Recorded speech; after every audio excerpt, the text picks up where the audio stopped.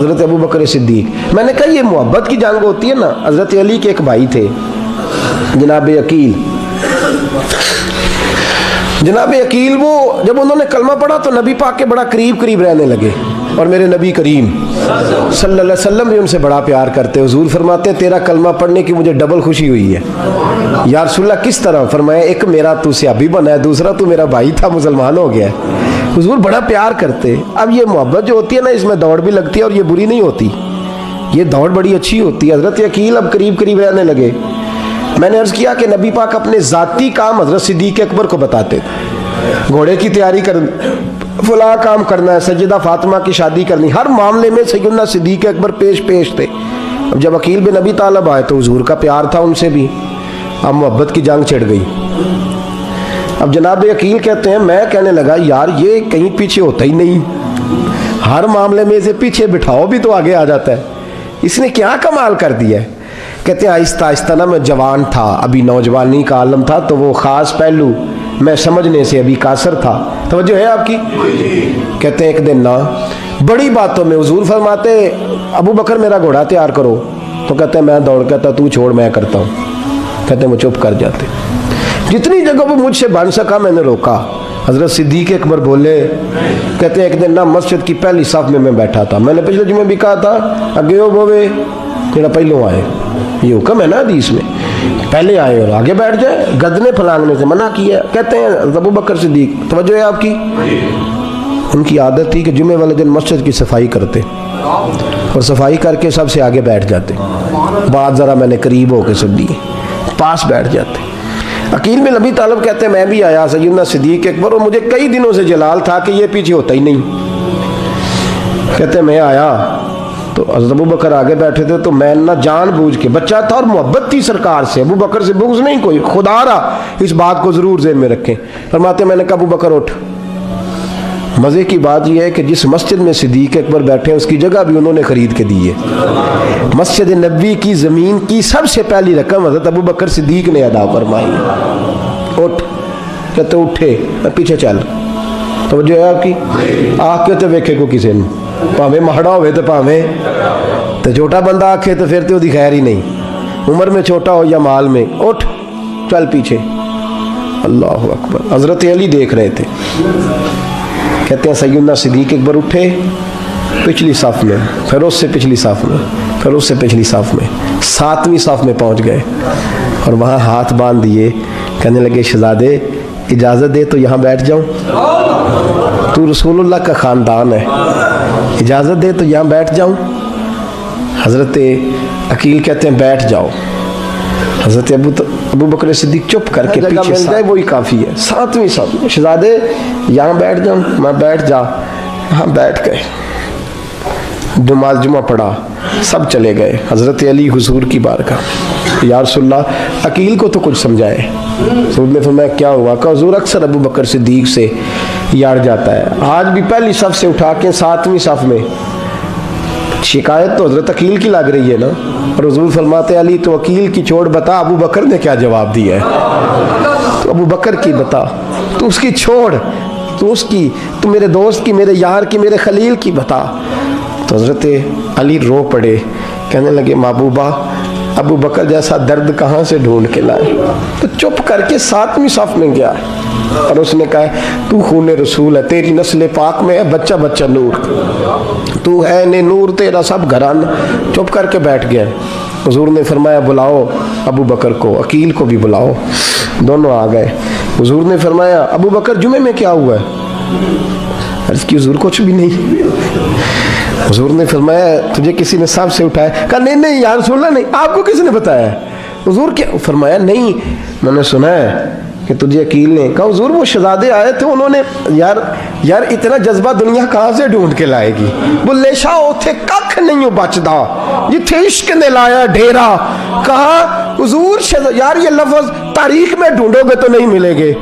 मेरे अबू बकर सिद्दीक क्या फरमाते हैं? कहा हुजूर वो नस्ल रसूल का शहजादा है ना, उसने अबू बकर को 7वीं सफ में अबू बकर का बैठना पसंद किया तो अबू बकर राजी है।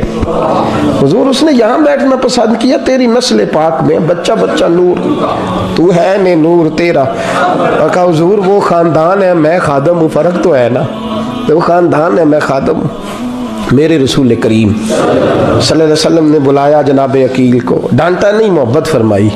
سرکار نے فرمایا عقیل بیٹے بیٹھ جا، میں تجھے سمجھاؤں۔ پھر حضور نے بات چھیڑی، فرمایا تجھے پتہ ہے میرا ابو بکر کون ہے؟ عرض کی حضور میں، فرمایا نہیں سن، مکے میں سارا مکہ میرا دشمن تھا، یہ میری تنائیوں کا دوست تھا۔ فرمایا لوگ تلواریں لے کے آتے تھے مجھے مارنے، اور اس کی تلوار اٹھتی تھی، کہتا تھا پہلے میں مروں گا پھر کوئی مصطفیٰ تک جائے۔ تجھے پتہ ہے یہ کون ہے؟ حضرت ابو بکر صدیق ہاتھ باندھے، حضور میں نوکر ہوں یا رسول اللہ، میں نے کوئی شکایت ہی نہیں کی۔ فرمایا عقیل یار ادھر بیٹھ بیٹے، میں تجھے بتاؤں۔ کہا لوگ مجھے شیب ابی طالب میں قید کر آئے تھے، میری بیٹیاں پتے کھا کے گزارا کرتی تھی۔ یہ ابو بکر تھا پورے مکے میں جو ظلم سہ کے میرے تک غلہ اور اناج لے کے آتا تھا۔ فرمایا عقیل ادھر آ، میں تجھے بتاؤں، تیرا خاندان تیرا قبیلہ سوائے مولا علی شیر خدا کے، فرمایا وہ سب لوگ میرے ساتھ پیار کرتے تھے، ہمارے اوپر انہوں نے مکے کی زمین تنگ کر دی۔ فرمایا میں مکے سے نکلا تھا، ابو بکر کی بیٹی غار ثور میں کھانا پکا کے لاتی تھی، اس کا بچہ بکریوں کا دودھ لے کے آتا تھا۔ فرمایا یہ جان پہ کھیل کے میری نگرانی کرتا تھا۔ فرمایا تجھے پتہ ہے جس جگہ تو بیٹھا ہوا ہے نا، یہ مسجد کی زمین بھی ابو بکر صدیق نے خرید کے دی۔ حضرت سیدنا عقیل یا رسول اللہ غلطی، حضرت ابو بکر کہتے ہیں حضور واللہ و رسول و منو، میرے اوپر اللہ رسول کے احسان ہے۔ آخری لفظ میرے حبیب نے کہے، حضور نے فرمایا عقیل میرے پاس جس کے بھی پیسے آتے ہیں میں بیگانے سمجھ کے خرچ کرتا ہوں، میں کہتا ہوں فلانے کے ہیں، وہ پوچھے گا کہاں لگے، لیکن ابو بکر کے پیسے آتے ہیں تو میں اپنے سمجھ کے خرچ کرتا ہوں۔ اور میرے رسول کریم صلی اللہ علیہ وسلم نے فرمایا میرے ساتھ جس نے نیکی کی میں نے بدلہ چکا دیا ہے، ابو بکر کا میں نے بدلہ دیا ہی نہیں۔ قیامت کے دن جب سب جنت میں جانے لگیں گے تو میں اس کا بازو تھام کے اللہ کی بارگاہ میں لے جاؤں اور میں کہوں گا یا اللہ میرے مولا، کلمہ پڑھنے سے لے کر غار تک، غار سے بدر تک، بدر سے احد، حنین، خندق، تبوک اور مزار تک، یا اللہ اس کی بڑی نیکیاں ہیں، اسے تو ہی بدلا عطا فرما۔ میرے دوستو یہ رنگ حضرت سیدنا صدیق اکبر، بس وہ اقبال نے کہا کہ صدیق کے لیے ہے خدا کا رسول، اور اس سے آگے پیچھے کچھ نہیں۔ یہ جو ماننے کا انداز ہے نا، یہ دیکھیے نا، حضرت ابو بکر صدیق، بڑی دفعہ آپ نے بات سنی ہے لیکن اس بات کی لذت بڑی شاندار ہے۔ حضرت عمر نے طبیب بلایا ہے ابو بکر کو دکھانے کے لیے ملک شام، پہلے مانتے نہیں تھے، مولا علی کی سفارش ڈالی، پھر دونوں لے کے آئے، سیدنا علی المرتضیٰ بیٹھے ہیں، حضرت عمر بیٹھے ہیں، کہتے ہیں طبیب کو چیک کرو، ملک شام کا بڑا ڈاکٹر ہے۔ چیک کر لیا تو ڈاکٹر کہنے لگا کوئی مرض نہیں، کوئی تکلیف نہیں، کمزوری بڑی ہے، کمزوری بڑی ہے، ان سے پوچھے انہیں کیا مرض ہے۔ تو حضرت عمر کہنے لگے یار بول کیا مسئلہ ہے تجھے، کیوں اتنا کمزور، اتنا بیمار رہتا ہے، کیا پرابلم ہے، کیا مسئلہ ہے؟ تو حضرت ابو بکر صدیق نے آنکھیں کھولی اور کہنے لگے عمر تو قسم اٹھا کے بتا، تجھے پتا نہیں مجھے کیا مسئلہ ہے؟ تو اٹھا نا قسم، جنہ دے دل بر جانی بچھڑن، کون روے پھر تھوڑا، سب روگاں دائی روگ محمد جس کا نام وچھوڑا۔ تجھے نہیں پتا تو بول، اگر خبر ہے تو پوچھتا کیوں ہے؟ میرے دوستو کمال دیکھو، مدینے میں آج بھی مصطفیٰ کو سلام کرو تو ساتھ ہی صدیق اکبر لیٹے ہوئے، ساتھ ہی لیٹے ہوئے مدینے میں۔ ابو بکر صدیق روز رات کو جا کے اس کے گھر کا کام کاج کر کے آتے۔ کام بتاؤں کیا تھا اس کا؟ جاگ رہے ہیں آپ لوگ؟ اس زمانے میں نا لوگ باتھ روم گھر میں بنا لیتے تھے، شاید پرانے لوگوں نے دیکھے ہوں، وہ اس کے اندر ہی پیشاب پخانہ رہتا تھا، وہ آتے تھے ملازم تو وہ اٹھا کے باہر پھینکا کرتے تھے، وہ بی بی گھر کے اندر پیشاب کرتی، نابینا ہے، وارث کوئی نہیں، ابو بکر صدیق آتے، امیر آدمی، اور اس کا وہ پخانہ پیشاب اٹھا کے باہر پھینک کے آتے، پھر اس کے گھڑے میں پانی بھر کے لاتے، پھر اس کے گھر میں جھاڑو دیتے، پھر اس بوڑھی عورت کو کھانا کھلاتے، پھر اس کو خرچہ دیتے، پھر اس کو کہتے کہ فلاں آدمی کی تیرے پڑوسی کی میں نے ڈیوٹی لگا دی ہے، ضرورت ہو تو اس کو کہہ دینا۔ بڑے زمانہ خدمت کی۔ ایک دن حضرت عمر فاروق اس بی بی کے دروازے پہ چلے گئے، دستک دی، اس نے کہا کون ہے دروازے؟ کہا میں عمر فاروق ہوں، عمر بن خطاب ہوں، پتہ چلا ہے آپ لوارث ہیں، میرا دل کرتا ہے میں آپ کے گھر کا کام کاج کر دیا کروں۔ تو بی بی کہنے لگی نہیں، ایک بندہ آتا ہے کئی سالوں سے وہ کر رہا ہے، مجھے وہی ٹھیک ہے، ایک آتا ہے بڑے سالوں سے کام کرتا ہے وہی ٹھیک ہے۔ تو حضرت عمر کہنے لگے میں نے بھی کام ہی کرنا ہے، کچھ اس سے کرا لیں، کچھ مجھے موقع دے دے نیکی کا۔ کہنے لگی نہیں وہی ٹھیک ہے۔ تو فرمانے لگے میرے اندر کیا نقص نظر آیا ہے، اماں جی مجھے بھی ٹائم دیں۔ تو بی بی کہنے لگی نہیں وہی صحیح ہے۔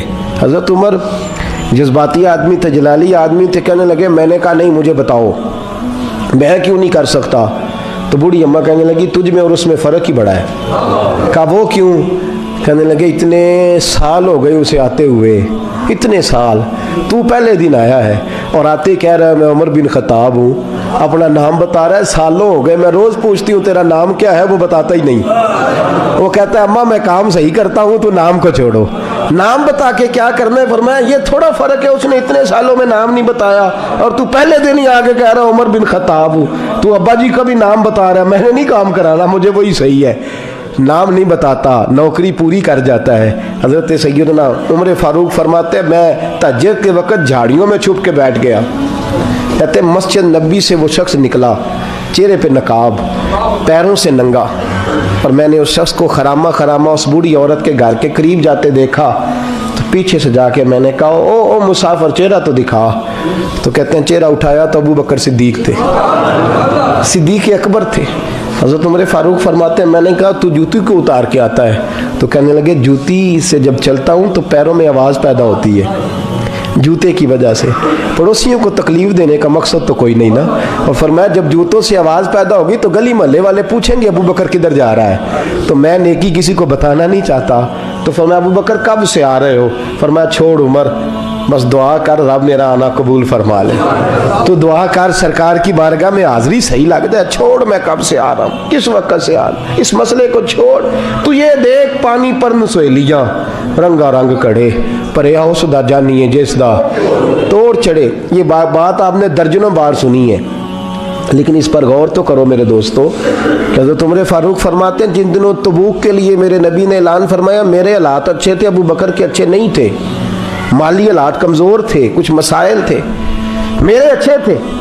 میری سرکار نے اعلان فرمایا کہ پیسے دو، فرماتے ہیں چونکہ میرے حالات بھی اچھے تھے تو میں نے کہا اس دفعہ پہلا نمبر میرا ہی ہوگا۔ فرماتے ہیں آدھا مال گھر کا، یہ بھی بڑی دلیری ہے۔